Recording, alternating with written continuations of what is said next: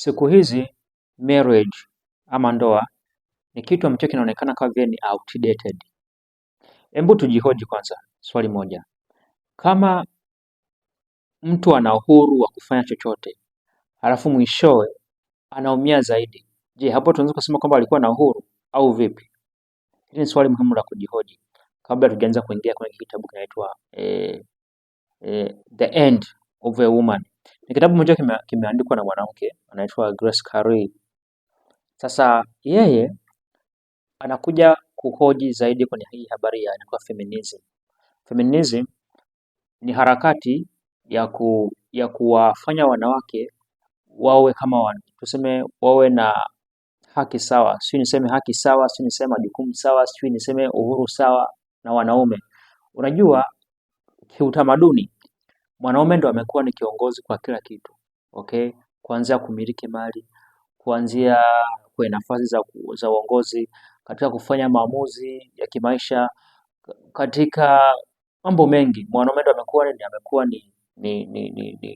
ni mtu wa kwanza au katika ni mtu ambaye ni measure katika mambo yote. Sasa ikaja kampeni ambayo ndio feminism kwa ajili ya kumliberate mwanamke ili na yeye afanye yale mambo ambayo kama mwanaume anafanya. Kama ni uongozi mwanamke pia afanye. Kama ni siasa mwanamke na yeye pia aona. Kama ni kumiliki mwanamke naye pia. Kama ni kwenye maamuzi mwanamke naye pia. Okay? Hiyo inaitwa ni feminism. Sasa mwandishi wa kitabu anakuja kuhoji in details kwa kina kuhusu hii harakati ya feminism. Sasa Grace Curley ambaye ndio mwandishi anakuja kuhoji kwamba je, hii feminism ilikuja kuwapa nguvu wanawake au ilikuja kuwapoteza kabisa? Kwamba hii sera au hii harakati ya feminism ilikuja kuwapa uhuru wanawake au ndio ilikuja kabisa kuwapotezea utambulisho, kuwapotezea kabisa identity yao. Okay, huo ndo mwanzo wa argument au discussion ya kitabu jinsi ambavyo inaelekea. Cha kwanza kabisa mwandishi anahoji au anakosoa kampeni ya feminism kwa kubainisha kwamba maendeleo ya wanawake yamekuja kuchukua reference ya kwa wanaume, kwa sababu freedom au liberation ya wanawake imekuja kukopi maisha ya wanaume.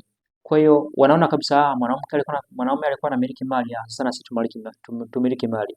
Mwanaume alikuwa yeye ndo anayeshika nafasi za uongozi, au na sisi tushike nafasi za uongozi. Okay, mwanaume ndo alikuwa ndo final say labda wa familia. Mwanamke naye, yani vitu vingi. Kwa hiyo hii feminism imekuja kukopi mambo ambayo wanaume wamekuwa wakiyafanya na kufanya mapinduzi kwayo. Kwa hiyo Grace Curley anafanya hilo jambo liwe clear kwanza kwamba hii sera ya feminism inakuja kukopi kwanza kwamba kitu ambacho wanaume walichokuwa nakifanya na wao wanafanya wanakopi. Sasa hicho ni kitu ambacho walihitaji awe clear kwanza, akiweke clear kwanza, alafu ndo aendelee kupour out argument zake au hoja zake. Lakini afterwards anakuja kuhoji habari inaitwa motherhood au ile umama motherhood. Nina imani kwamba watu wanaelewa motherhood. Sasa amekuja kuandikia kwamba hii motherhood inapotea kwa sababu mwandishi anaamini kwamba motherhood ni sehemu ya womanhood, kwamba sifa ambayo inamfanya mtu kuwa mwanamke ni pamoja na kuwa mama.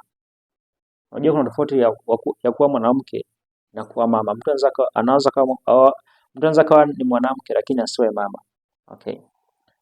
Sasa hii sera feminism au harakati ya kumkomboa mwanamke kutoka kwenye mfumo dume imekuja kuathiri womanhood.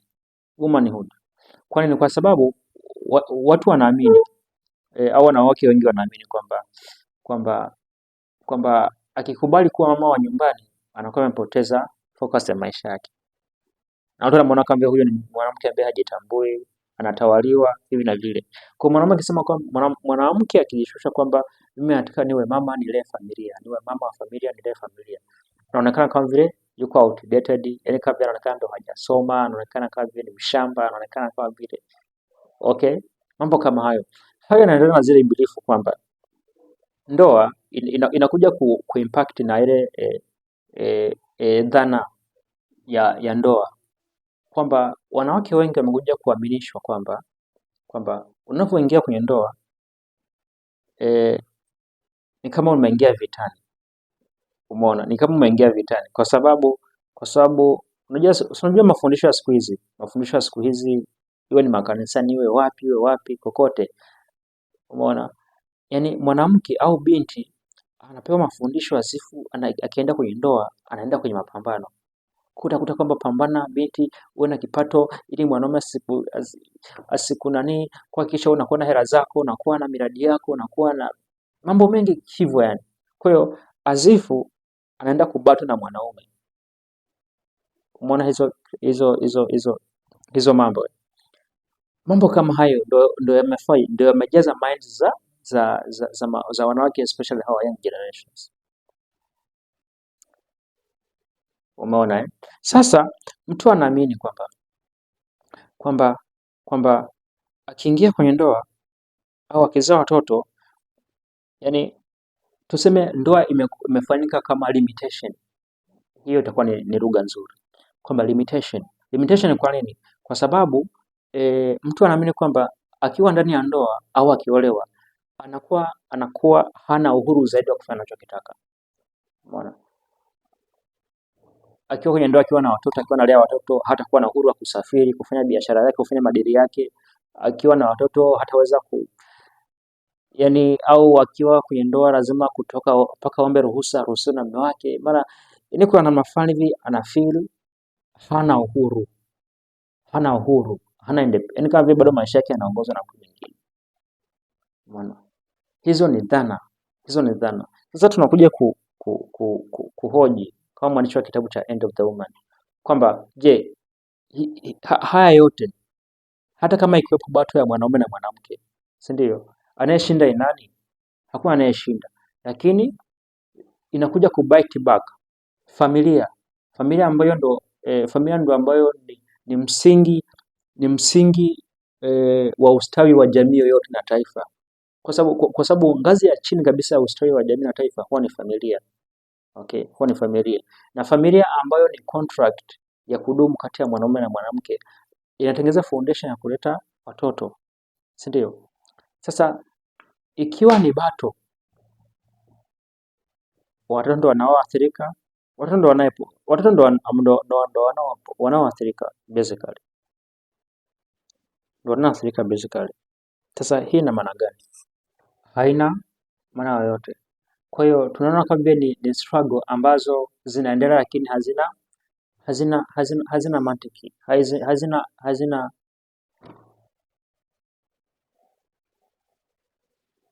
hazina maana yoyote. Kwa tunaona ni harakati, ni movement, ni sera hivi na vile zinafanyika, inaenda inarudi, lakini inapoteza value ya nini? Inapoteza value ya jamii, Okay, kwa hiyo mwanaume na mwanamke tunajikuta ni watu ambao wanakaa vile ni mashindano au bato dhidi ya mambo kadhaa au nyanja mbalimbali za kimaisha, kitu ambacho kinaharibu jamii. So hii ilikuwa ni overview summary ya kitabu cha End of the Woman kimeandikwa na Grace Quarry.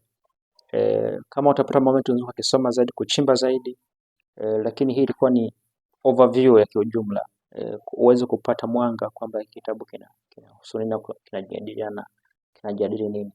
Asante sana, tuendelee kwa pamoja katika kujifunza kila siku. Asante sana.